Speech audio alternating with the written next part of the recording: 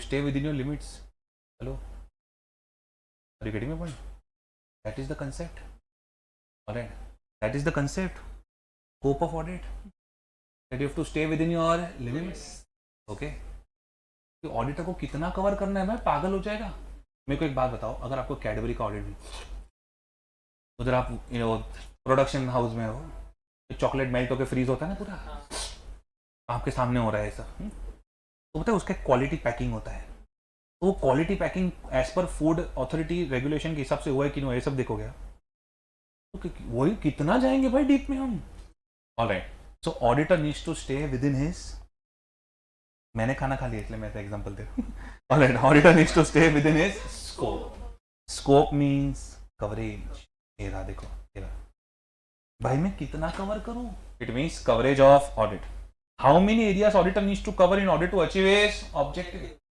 Alright, scope of audit of financial statement is governed by, मुझे जो law बोलेगा वो मैं करूंगा, मुझे जो स्टैंडर्ड्स में लिखा है वो मैं करूंगा, आईसीआई बोलेगा वो, और मेरे कॉन्ट्रैक्ट में जो डिसाइड हुआ है वो मैं करूंगा। Terms of engagement, I repeat, LIC, L for law, I for ICI, alright, and C for contract.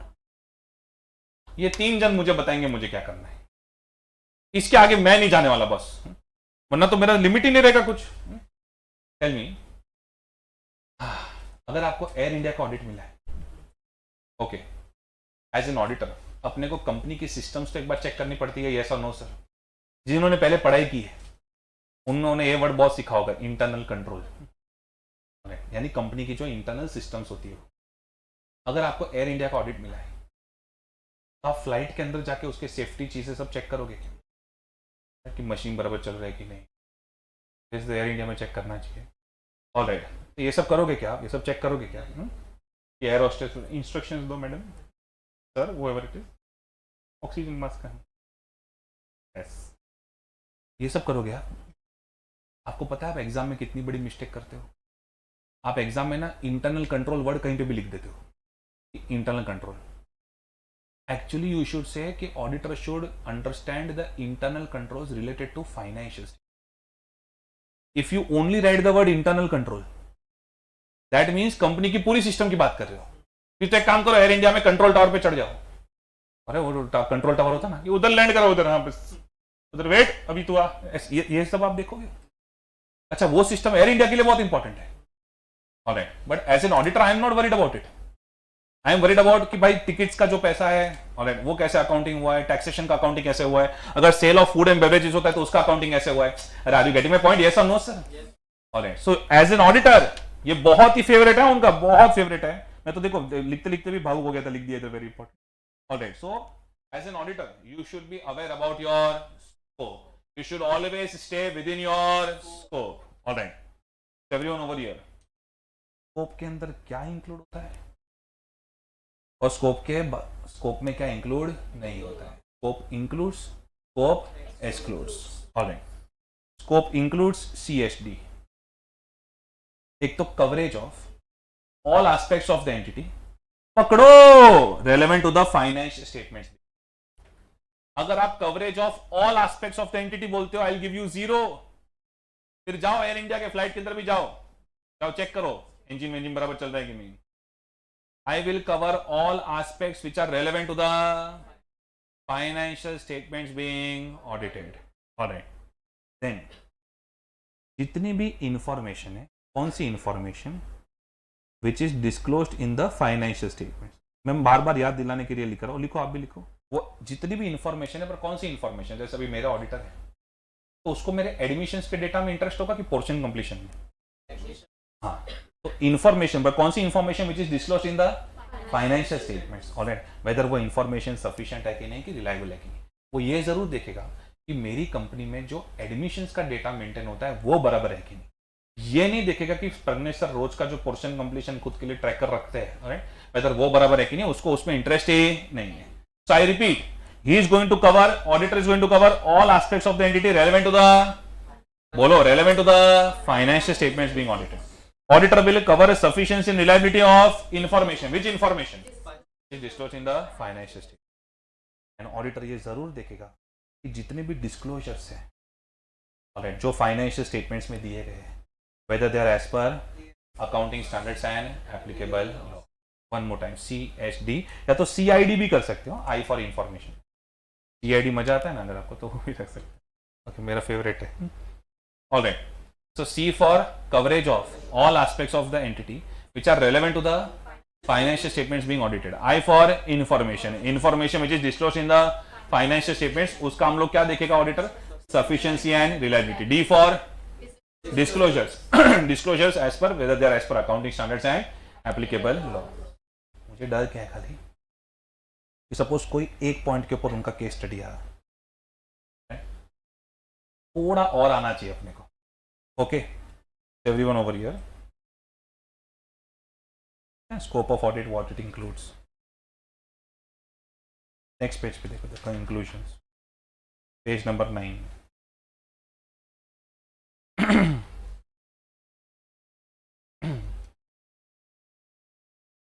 All right. Page number 9. Inclusions. Coverage. ये देखो, ये देखो, मैंने ये हाईलाइट करके दिया हुआ है। Reliability and sufficiency. Auditor should be reasonably satisfied that information contained in, एक मिनट, कौन सी इंफॉर्मेशन? फाइनेंस। अब ऑब्वियसली तो अकाउंटिंग रिकॉर्ड्स और वो दूसरा डेटा, वेदर वो रिलायबल है, वेदर वो सफिशिएंट है। टेल मी एवरीवन, मेरा एडमिशन का डेटा रिलायबल है कि नहीं, वो कैसे पता चलेगा आपको? अच्छा, आपने मेरी ऐप से एडमिशन लिया, ऑलराइट, जैसे आपने एडमिशन लिया वैसे कोई फी रिसीट जनरेट हुआ, ऑलराइट, ऑटोमेटिक हुआ। कोई ऐसा तो नहीं कि कोई तेल लगा कैसे है कि ये लो बेटा तुम्हारा रसीद ले लो, ऐसे तो नहीं। अच्छा, वो फी रिसीट डाउनलोड करके देखो आप, GST वगैरह का ब्रेकअप दिखेगा आपको, नहीं दिखेगा तो बताना, ऑलराइट, तो दिखेगा आपको। अगर मेरा ऑडिटर ये देखता है कि भाई एडमिशन इस तरीके से रिकॉर्ड होते हैं, प्रज्ञेश सर मैन्युअली नहीं करते, तो ऑडिटर को ट्रस्ट आएगा कि नहीं आएगा? ऑलराइट, तो ऑडिटर को ट्रस्ट कब आया? जब मेरी accounting and internal control system effective है, जब मेरी accounting and internal control system effective है। Alright, so look at this, auditor makes a judgement of reliability and sufficiency of financial information by making a study and assessment of accounting system and internal control. One more time, by making a study and assessment of accounting system and internal controls. Internal controls means उनके internal processes, उसकी test inquiry करके। अब देखो क्या होता है, ये जो चार्ट बुक है, ओके, उससे मैंने भी ये पॉइंट कवर किया है। इसको थोड़ा डिटेल में अगर आपको देखना है तो फिर इधर है। Are you getting my point? अगर एक ही पॉइंट पे आया तो ओके, तो मैं चार्ट बुक में जो जो पेज नंबर के रेफरेंसेस दूं, ओके, वो पेज नंबर जाके एक बार रीड करने, पूरा बाय हार्ट करने को बोल रहा हूं क्या मैं? नहीं, ऑलराइट, आराम से वो दूंगा रेफरेंस में। फिर क्या है? Proper disclosure. डिस्क्लोजर कैसा होना चाहिए? As per accounting standards and applicable law. Alright, तो थोड़ा खींचेंगे वो लोग। Auditor should also decide whether information is properly disclosed, statutory requirement, disclosure के अंदर, ऑलराइट, वेदर प्रॉपर समरीज है कि नहीं, ओके। मैनेजमेंट ने अगर कोई जजमेंट लिया है, तुम लोग अकाउंट्स में जब नोट्स टू अकाउंट्स दिखाते हो, अभी इन्वेंट्री का फिनिश गुड्स रॉ मटेरियल क्या है? समरी है। Inventory valued at cost NRV which is low, वो क्या है? अकाउंटिंग पॉलिसी है, ऑलराइट। और अगर मैनेजमेंट का कोई जजमेंट है, वो कंटिंजेंट लायबिलिटी में नहीं होता है, वो लीगल केस के लूजिंग और विनिंग के चांसेस क्या है, वो क्या है? मैनेजमेंट का जजमेंट है, वो भी नोट्स टू अकाउंट्स पे दिखाना पड़ता है, यस और नो सर? तो ठोको ना। Look at this, management is responsible for preparation presentation of financial statement, management makes many judgments. फिर देखो, ओए, जहां आपको आए कठिन पल वहां पे यूज करो example. Look at this, for example, थोड़ा स्टफिंग कर दिया। ऑलराइट, फिर अकाउंटिंग पॉलिसीज, तो ये सब आपका अकाउंटिंग स्टैंडर्ड का थोड़ा कंटेंट ले लिया उन्होंने कि कौन सी चीजों के डिस्क्लोजर होने चाहिए, समरीज होनी चाहिए, एक्सप्लेनेशन होना चाहिए, मैनेजमेंट के जजमेंट के डिस्क्लोजर्स होने चाहिए, अकाउंटिंग स्टैंडर्ड के हिसाब से होना चाहिए, लॉ के हिसाब से होना चाहिए, और ऑडिटर ये वेरीफाई करेगा whether the disclosures are proper और not. One more time, CID, C for coverage of all aspects of the entity which are relevant to the financial statements being audited. I for information that is disclosed in the financial statements, उसका sufficiency and reliability. Sufficiency reliability कैसे पता चलेगा? By testing the accounting system and internal control system. जो भी related internal control से हो। Alright, CID, D for disclosure, disclosure as per law है कि नहीं, अकाउंटिंग स्टैंडर्ड है कि नहीं, मैनेजमेंट ने अपने जजमेंट का डिस्क्लोजर दिया कि नहीं दिया है, एक्सप्लेनेशंस दिया कि नहीं दिया है, समरी दिया कि नहीं दिया है। ऑलराइट, ऑडिटर वेरीफाई करेगा whether this disclosures are proper और not. Is everyone clear with this? Yes, okay. अब एक काम करते हैं, हम लोग जरा सा जाके ना, मेरे को स्कोप और भी पढ़ाना है, और कैसा है, it has to be mix and match. Come to the question bank everyone. Okay, zoom में ऐसा रहेगा तो जो मेरा बोर्ड नोट्स है वगैरह स्क्रीनशॉट लेते जाना, या लास्ट लेक्चर एंड होगा तब रुको तो देते था तो स्क्रीनशॉट ले, बुक नहीं पहुंचा रहेगा तो। ओके, ये देखो, आपको पता ही है आपका जो मॉड्यूल है, और ये section A study material questions, उसके बाद section B previous year questions. तो मॉड्यूल जो है उसके अंदर आपके कितने टाइप ऑफ क्वेश्चन है? टेस्ट योर अंडरस्टैंडिंग, जो मस्त मस्त केस स्टडी है, और then test your knowledge, normally theory होता है, एक दो केस स्टडी अच्छी होती है उसके अंदर भी। ऑलराइट, फिर आपको MCQs वगैरह दिख जाते हैं। पुरानी मॉड्यूल में करेक्ट इनकरेक्ट भी थे, मैंने थोड़े बहुत करेक्ट इनकरेक्ट अभी भी रखे हुए हैं। क्या होता है वो आपका MCQs होता है ना, उसमें नहीं क्या वो वाला MCQ आता है ना, statement 1 is correct, correct incorrect गया नहीं है सिलेबस से, है पर अभी वो MCQ के अंदर ही आ जाता है। ऑलराइट, तो चलो टेस्ट और अंडरस्टैंडिंग में देखो, बुक को सेलेबल बनाना होता है, इसलिए मैंने क्वेश्चन आंसर ऐसा प्रिंट किया है। ऑलराइट, वरना मेरा खुद का कंफर्टेबल फॉर्मेट क्या है, पहले सारे क्वेश्चन हो जाने के बाद पीछे सारे आंसर्स, ताकि पता चले बच्चा क्लिक हो पा रहा है कि नहीं हो पा रहा है। तो आप हाथ रख सकते हो आंसर पे, जब तो जिसको ऑनेस्टली रखना है वो चोर हो तो कोई प्रॉब्लम नहीं। क्वेश्चन नंबर, लालजी भाई has purchased shares of a company listed on National Stock Exchange. The audited financial statements of the company provide picture of healthy financial performance having robust turnover, low debt and good profits. On the above basis, he is absolutely satisfied that money invested by him is safe and there is no chance of losing his money. Do audited results and audit report of companies provide such assurance to investors like Lalji Bhai? Is thinking of Lalji Bhai correct? Tell me, क्या लालजी भाई ऐसा सोच सकता है कि उसका money loose करने का कोई भी चांस ही नहीं है? Can he be absolutely satisfied? Why not? Because auditor provides reasonable assurance and not an absolute assurance. So can Lalji Bhai be reasonably satisfied? Yes. मैं बोलता हूं उसमें भी नो. मेरी बात सुनो, इसमें मेन मुद्दा क्या है पता है? ऑडिट रिपोर्ट, जो ऑडिट रिपोर्ट वो कंपनी में पहले जो हो चुका है उसका एक हिस्ट्री जो हो चुका है उसके ट्रू एंड फेयर व्यू के ऊपर है. और ऑडिट रिपोर्ट कोई स्टॉक मार्केट का टिप नहीं है कि इसमें इन्वेस्ट कर, पैसा नहीं जाएगा, बस मैं बोलता ना नहीं जाएगा. ऐसी चीजों के ऊपर तो ऑडिटर रीजनेबल अश्योरेंस भी नहीं देता है. ऑडिटर तो क्या बोलता है कि ये जो पीएनएल है और ये जो बैलेंस शीट है it is showing a true and fair view, यानी ये हिस्ट्री में एक्चुअली हुआ है. फ्यूचर का कोई गारंटी नहीं है. फ्यूचर के ऊपर तो मेरा रीजनेबल अश्योरेंस भी नहीं है. बिकॉज हम जो ऑडिट करते हो कौन सी फाइनेंशियल इंफॉर्मेशन को ऑडिट करते हैं? Historical financial information. अगर मैं पेपर सेटर है ना, मैं लालजी भाई वाला क्वेश्चन ही डालेगा और नाम भी लालजी रखेगा. उसमें क्या होता है, बच्चे ट्रैप में आ जाते हैं, उनको लगता है सेम क्वेश्चन रिपीट है. एब्सोल्यूट की जगह पे रीजनेबली सेटिस्फाइड कर देगा. अच्छा, बच्चे को क्या लगेगा पता है कि उसको क्लिक हो गया, ये देख देख देख देख देख देख देख देख देख एब्सोल्यूट की जगह पे रीजनेबल आया. लगता है ये क्वेश्चन में एडजस्टमेंट है. बच्चा बोलेगा रीजनेबल सेटिस्फाइड. अब इसमें ना 3 कैटेगरी के बच्चे बाहर निकलेंगे. एक जिन्होंने वो वर्ड ही नहीं देखा होगा, उनको लगेगा मॉड्यूल का क्वेश्चन आया, वही आंसर छाप दिया. और दूसरा आएगा रीजनेबली लिखा था, मैंने पढ़ा तूने नहीं पढ़ा. रीजनेबली तो होता है ना, auditing is a reasonable assurance. और तीसरा आएगा जिसने सही लिखा है कि ऑडिटर ऐसी चीजों पे तो रीजनेबल अश्योरेंस भी नहीं देता है. स्टॉक मार्केट का टिप थोड़ी है कोई. प्रॉब्लम यह है कि 100 में से 90 पहली 2 कैटेगरी वाले होंगे, और वो जो 10 जो सही लिख के आए उनके ऊपर जो प्रेशर बनेगा कि साला हम गलत लिख के आ गए. एवरीवन ओवर हियर, ये बहुत मजा आता है. ये देखो भाड़ में गया रीजनेबल, ऑडिटर इसके ऊपर अश्योरेंस ही नहीं देता. Look at this, an audit does not provide assurance to investors in shares regarding safety of his money. Are you getting my point? Share prices of securities are affected by range of factors and audit only provides reasonable assurance. that financial statements are free from material misstatements whether due to fraud or error. Wonderful question, जिसने भी ये question draft किया है. Alright, अब क्या होगा, आप लिख के आओगे रीजनेबल अश्योरेंस वाला, तो आपको 1 मार्क मिलेगा. अब ऐसे बच्चे सर्टिफाइड कॉपी लेके भी आते हैं.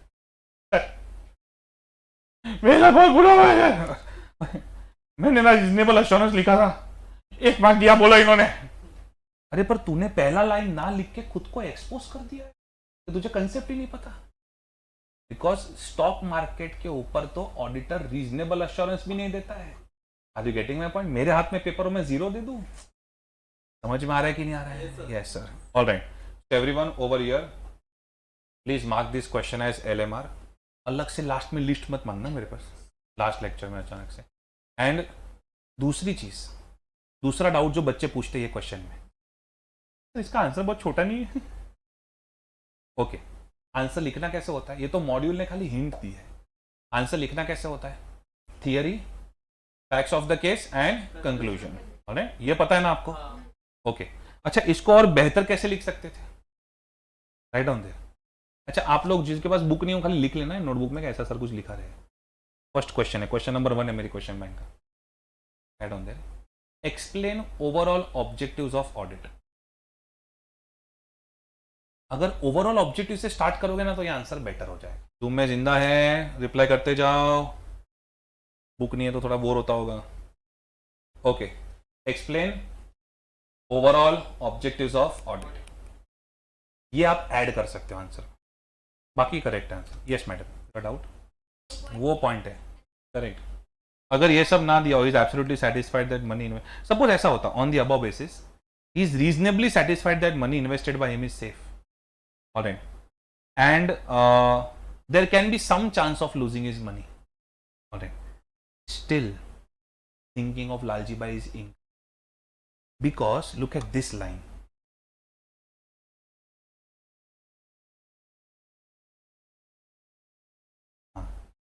Audited financial statements of the company.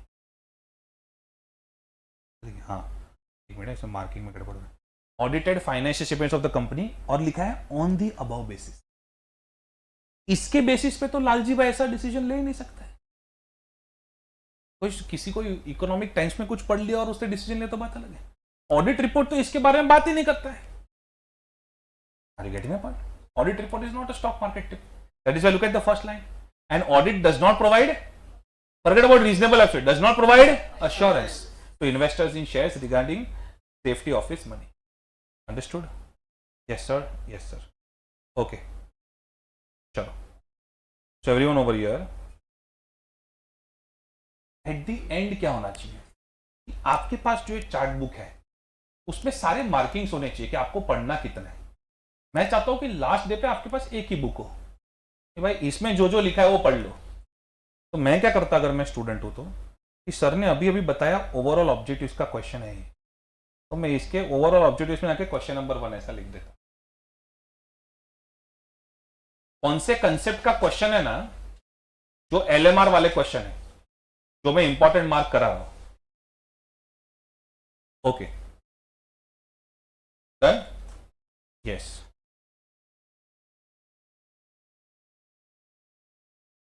Will go back to the question भाई. तो ऐसा ना मिक्स एंड मैच करते जाने का क्वेश्चन और थियरी का, तो थोड़ा क्लियर होता जाता है कि हम कर क्या रहे भाई. Question number 2, good deeds limited is engaged in the business of recycling of waste from dumping grounds of Municipal Corporation of Indore to usable manure. It is in this way also helping to make the city clean. During the course of audit by Zoha and Zoha, a firm of auditors, it is observed by auditors that company has received a notice from Central Bench of National Green Tribunal for not following certain environmental regulations involving imposition of hefty monetary penalty on the company. The company is yet to reply to the notice. Auditors point out that same is not stated in the notes to accounts in the financial statement. Company points out that auditors are going beyond the scope of their work. Does such a matter fall within the scope of audit? Tell me, कौन से accounting standard में आपने ये सीखा है कि अगर कोई नोटिस आती है, शो कॉज नोटिस या ऐसा कुछ, तो वो डिस्क्लोजर में होना चाहिए. AS 29. ऑलराइट, आप ग्रुप 2 की तैयारी करें तो ग्रुप 1 कंट्रोल ऑल डिलीट मार देते, ऐसा तो नहीं है ना कि भाई डिलीट डिलीट डिलीट ऐसे नहीं करें। अकाउंटिंग स्टैंडर्ड का इंपॉर्टेंस 10 मार्क का ऑडिट के पेपर में, सबको पता है। Alright, so tell me, AS 29 के अंदर आपको ये सिखाया जाता है कि अगर ऐसी कोई नोटिस आती है तो it should be shown as contingent liability if the chances of losing are more than we need to create a provision. Alright, this needs to be shown as contingent liability. तो ये चीज को check करना कि इसको contingent liability में दिखाया है कि नहीं दिखाया है, is it with in the scope of audit, yes और नो सर? यस। स्कोप में क्या था? CID, ये C है, I है कि D है? D for disclosure. अब मुझे मॉड्यूल का आंसर पसंद नहीं है, एक लाइन का आंसर है proper disclosure of financial information is well within the scope of audit. तो इसमें हम और क्या ऐड कर सकते हैं? Write down AS 29 theory and then main book page number 9। थोड़ा कंटेंट ऐड करना हो तो यहां से भी कर सकते हैं। Main book page number 9।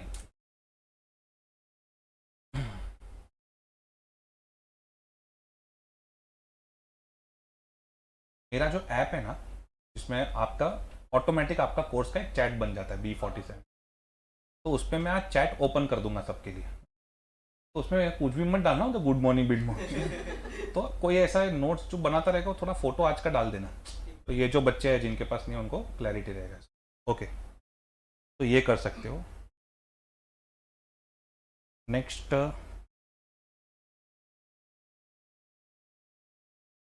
Alright, हाँ क्वेश्चन नंबर 3 नहीं, अभी नहीं, चलो will do some theory before you move ahead. आप समझ गए? ऐसे हम लोग थोड़ा मिक्स एंड मैच करके पढ़ते जाते हैं। ठीक है, चलो हम लोग कौन से टॉपिक में थे? Scope of audit. Scope of audit में इंक्लूड क्या क्या होता है? CID, वो हो गया अपना। ऑलराइट, स्कोप ऑफ ऑडिट में क्या क्या एक्सक्लूड होता है? ऑलराइट, तो मैं क्या लिखा है? डू नॉट, मतलब ये एक्सक्लूडेड है ना। डू नॉट डाई,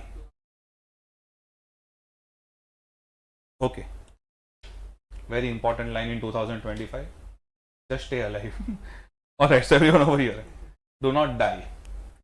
एक तो ऑडिटर से ये एक्सपेक्ट मत करो कि वो एक्सपर्ट वाले सारे काम कर लेगा। फॉर एग्जाम्पल, अगर कंस्ट्रक्शन कंपनी का आप ऑडिट कर रहे हो, अभी मुझे फास्ट ट्रैक बैच में एक बहुत मजा आता है कि दूसरे सब्जेक्ट का थोड़ा नॉलेज होता है तो मजा आता है थोड़ा, ऑलराइट, उसमें भी स्पीड आता है। तो कंस्ट्रक्शन कंपनी का अगर आप ऑडिट कर रहे हो, आपको इतना तो पता ही है कि कंस्ट्रक्शन कंपनी के केस में परसेंटेज कंप्लीशन के ऊपर सब कुछ डिपेंडेंट है। परसेंटेज कंप्लीशन का सर्टिफिकेट कौन देगा? आर्किटेक्ट। आर्किटेक्ट फर्म होती है जो रेरा रजिस्टर्ड होती है, वो लोग आपको देते हैं कंस्ट्रक्शन का सर्टिफिकेट।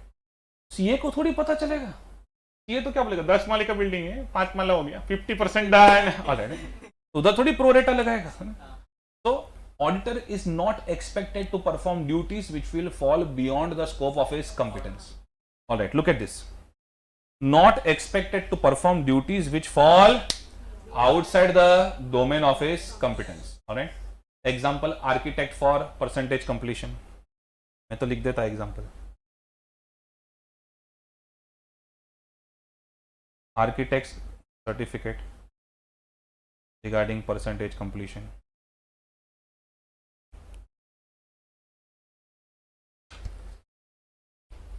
तुम लोग एक दूसरे की कितनी हेल्प कर सकते हो ग्रुप में, थोड़ा एक दूसरे से हेल्प करने का, सेटिंग नहीं बिठाने का, अगर पर हेल्प करने का।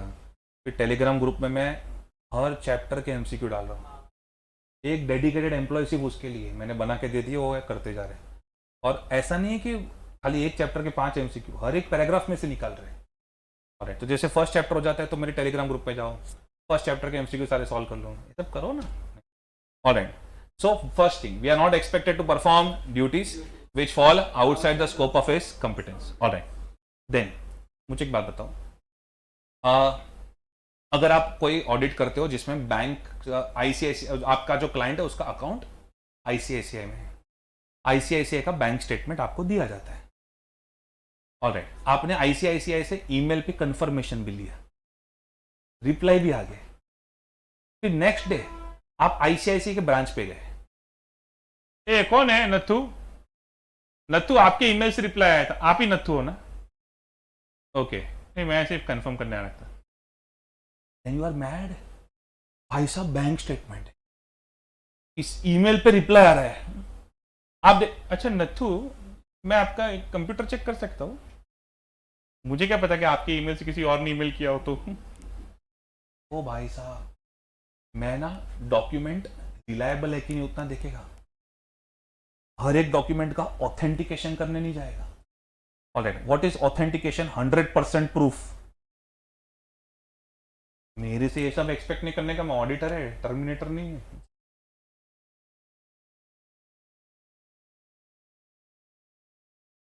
One more time, auditor is not an expert in authentication of document. Don't expect me to be an expert in authentication of documents. All right, तो फिंगरप्रिंट एनालिसिस वगैरह करता बैठूं मैं सब चीजों में। ऑल राइट, ऑडिट एक reasonable examination, in depth investigation नहीं है। ऑल राइट, तो फॉर एग्जांपल अगर मैं स्टॉक का ऑडिट करने के लिए गया हूं तो मैं स्टॉक स्टेटमेंट के हिसाब से है कि नहीं, स्टॉक रीजनेबली बराबर है कि नहीं, ऑल राइट, उसका जो वैल्यूएशन है कि नहीं उतना चेक करेगा। बोलेगा नहीं पूरा कैडबरी खोल के दिखाओ। Alright, I am not there for an in-depth examination. Right? I am there to conduct a general examination of financial statements. I am there to conduct a general examination of financial statements. However, this is one of their favorite. Alright, this particular line, super favorite है उनका। Alright, कि audit is not an official investigation. अच्छा, audit and investigation के बीच का difference आपको पता होना जरूरी है। ऑलराइट, और अच्छे से पता होना जरूरी है, सर जैसा तैसा नहीं। इन्वेस्टिगेशन का मतलब क्या है? लुक एट दिस, ये लोग बोल रहे हैं investigation is a critical examination of accounts with a special purpose. अब मेरी बात सुनो, हाँ, समझो कि मैं बैंक में लोन मांगने गया, तो मुझे 200 करोड़ का लोन दो। ऑलराइट, मुझे अहमदाबाद में एक केमिकल प्लांट चालू करता है, तो बैंक वाले क्या करते पता है, ये पूरे प्रोजेक्ट का, ये पर्टिकुलर प्रोजेक्ट का, मेरे पूरे फाइनेंशियल स्टेटमेंट्स का और ये पर्टिकुलर प्रोजेक्ट का एक इन डेप्थ एग्जामिनेशन लॉन्च करते हैं कि भाई क्या ये प्रोजेक्ट प्रज्ञेश जो बोल रहा है वो बराबर हो पाएगा, क्या ये प्रोजेक्ट में से उतना पैसा मिलेगा, क्या प्रज्ञेश लोन रिपे कर पाएगा। तो बैंक की तरफ से आते हैं investigators with a very special purpose, with a very special purpose and with a very specific scope, with a very specific scope। लेकिन जो पकड़ते हैं ना एकदम डिटेल में, एक चीज पकड़ते हैं लेकिन उसको एकदम डिटेल में चेक करते हैं, इसलिए उसको बोला जाता है investigation is a critical examination of accounts with a special purpose. Alright, and इसके रिलेटेड थोड़ा थियरी अपने को करना पड़ेगा। ये लिखा है ना, scope of audit what it does not include, उसमें जरा इन्वेस्टिगेशन देखते हैं। Alright, page number 10, an audit is not an official investigation into alleged wrongdoing. He does not have any specific legal power. Investigation वाले तो power भी नहीं होते अपने पास। Of search or recording statements of witness on oath, हम ऐसा नहीं बोल सकते कि गीता पे हाथ रख के कसम, alright, which may be necessary for carrying out an official investigation. Audit is distinct from investigation. Investigation is a critical examination of accounts with a special purpose. For example, if fraud is suspected and it is specifically called upon to check the accounts whether fraud really exists, it takes character of investigation. बस बराबर, अगर कहीं पे doubt है, अगर suppose मैं एक super store चला रहा हूँ, उसमें मुझे कैशियर पे डाउट है कि ये वाला कैशियर ने कुछ चोरी किया है, तो मैं सीए को अपॉइंट कर रहा हूँ सिर्फ वो चीज के लिए। तो fraud is suspected and it is specifically called upon to check the accounts whether fraud exists or not, specifically only for this purpose. It takes character of investigation. The objective of audit is already been discussed. अच्छा, audit का objective वापस copy paste किया तो मैं next page पे जा रहा हूं। Scope of audit is general and broad, whereas scope of investigation is specific and invest. Audit सारी चीजें थोड़ी थोड़ी चेक होती, इन्वेस्टिगेशन में एक चीज डिटेल में चेक होती, इसलिए लोग बोलते हैं audit is general, whereas investigation is specific and narrow. I want a confirmation. Are you clear with this? Yes sir, yes sir. All right. So ये वाला जो audit versus investigation है ना भाई, ये अच्छे से आना चाहिए।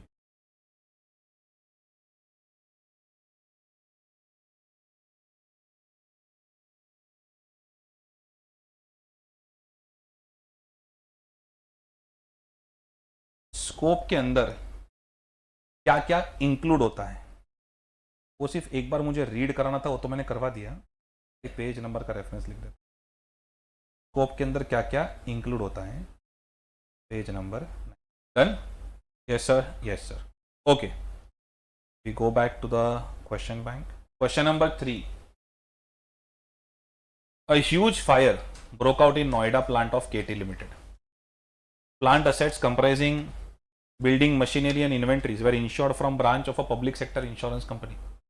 Apart from an insurance surveyor who was deputed for assessing the loss, the regional office of insurance PSU also appointed a CA for verification of books of accounts, financial records of the company, and circumstances surrounding the loss. He was also requested to submit an early report. Would the report by CA be in the nature of audit report? आराम से मुझे एक बात बताओ, CA को appoint किस लिए किया?